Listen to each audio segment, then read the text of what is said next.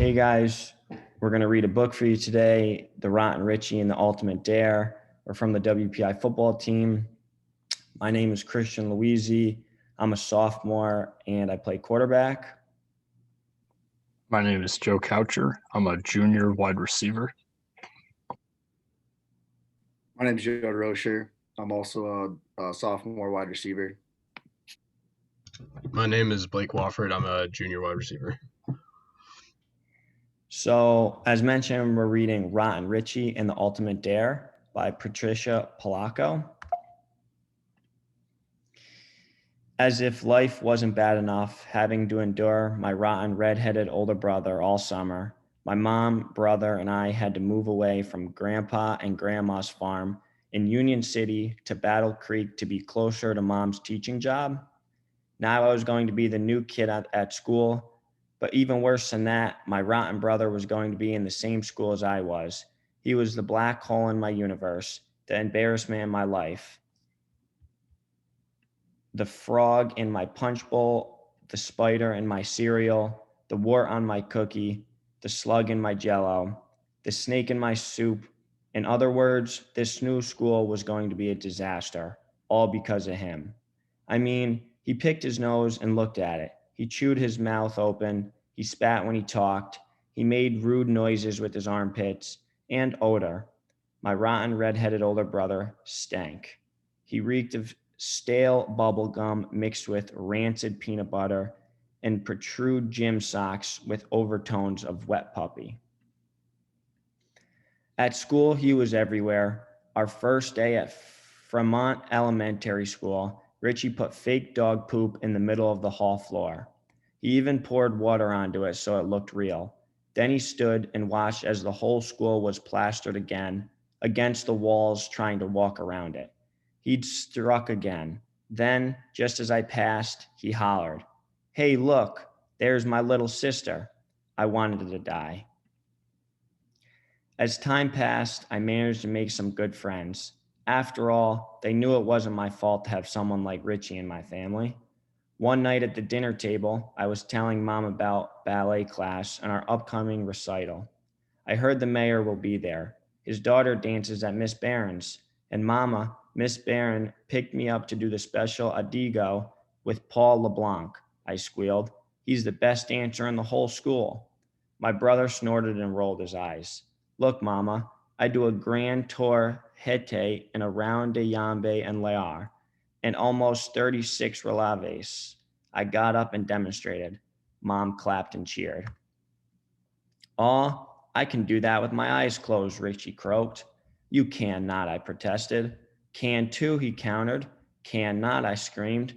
Too, he said with a sneer. Well, ballet is harder than dumb old hockey anyway, I hollered. It is not, he told. All hockey is skating around in circles with a crooked stick, chasing a little lump of rubber. Babies can do that, I bellowed. Stop it, both of you, Mom scolded. What difference does it make as long as you both are doing what you enjoy? All the rest of the evening, Richie danced around me on his tippy toes, making rude sounds. Tweet, tweet, he teased, and just before I got into bed, he struck his head in my doorway and made kissing sounds and said, Trish isn't low with Paul LeBlanc. Tweet, tweet, tweet.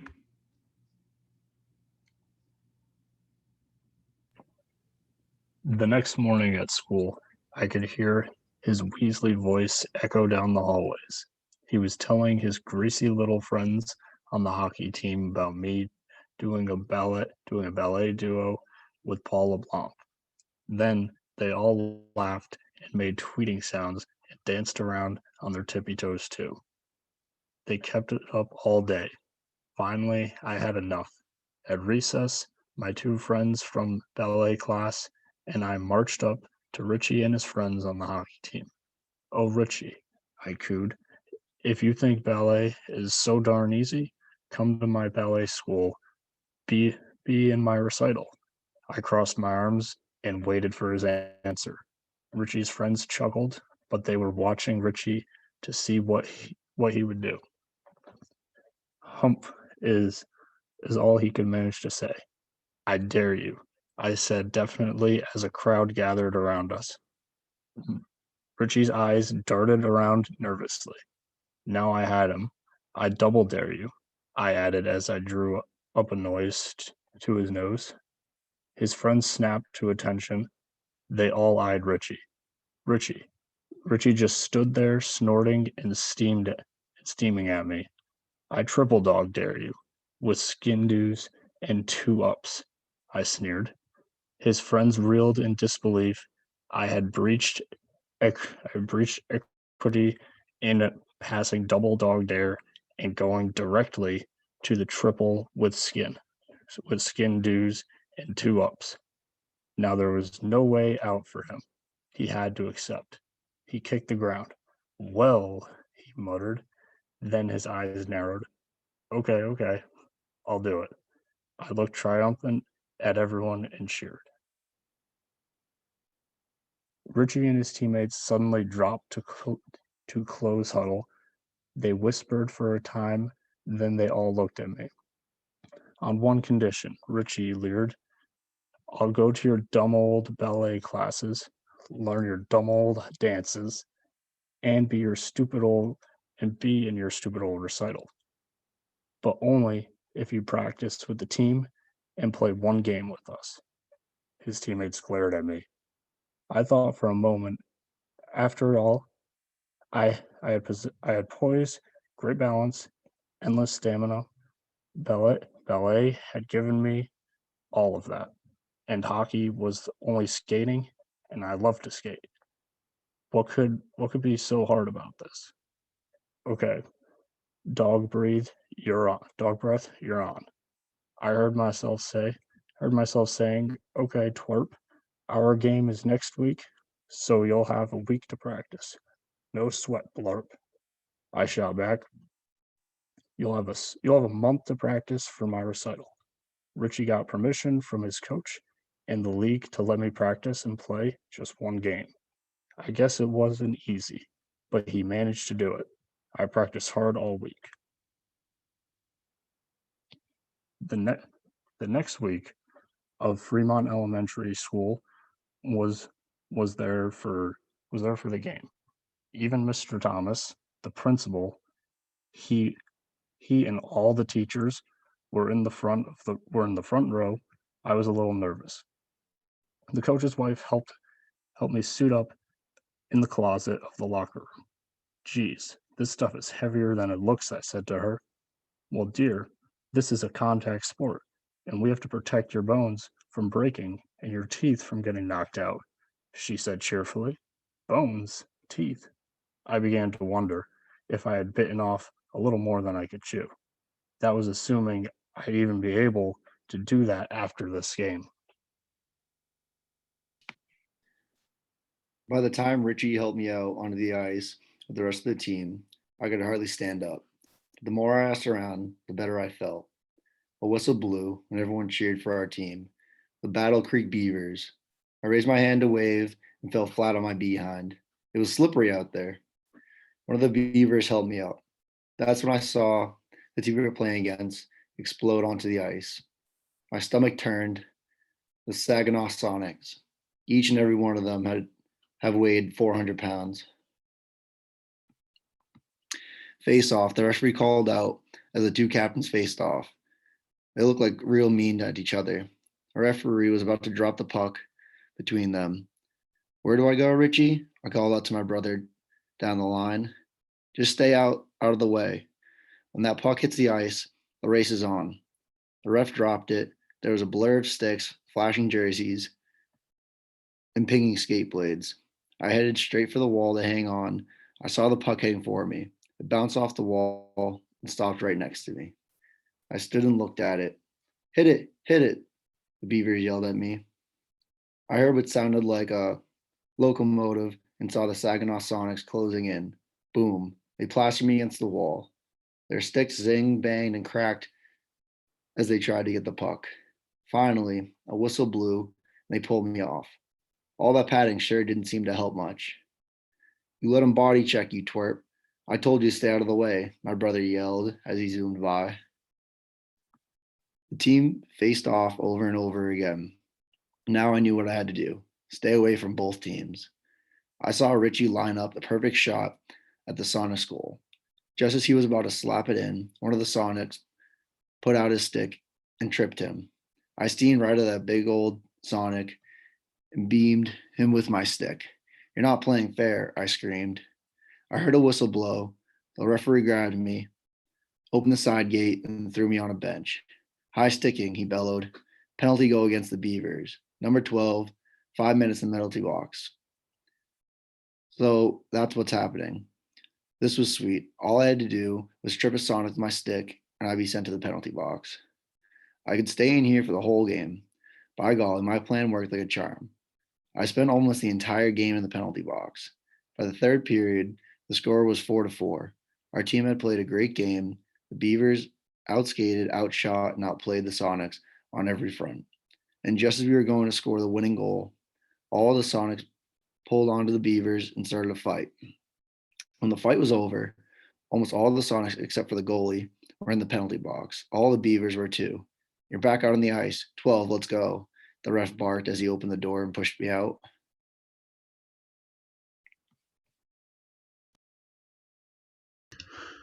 There I was, all by myself, out on that ice with the biggest, meanest, ugliest Sonic of all. It was their shot, and I alone had to guard our goal. I hung onto the net for dear life. The crowd was dead silent. The puck was dropped, and that Sonic barreled down the ice, heading straight for me. I heard him take a slap shot. Then I saw him leap into the air and land right on top of the net. He bounced off. Then he just lay there, out cold. That's when I felt it, the puck in my head. I hadn't made the goal. I'd caught it. The crowd exploded. Skate the puck out of the goal, twerp. You have 30 seconds to do it, I heard my brother yell.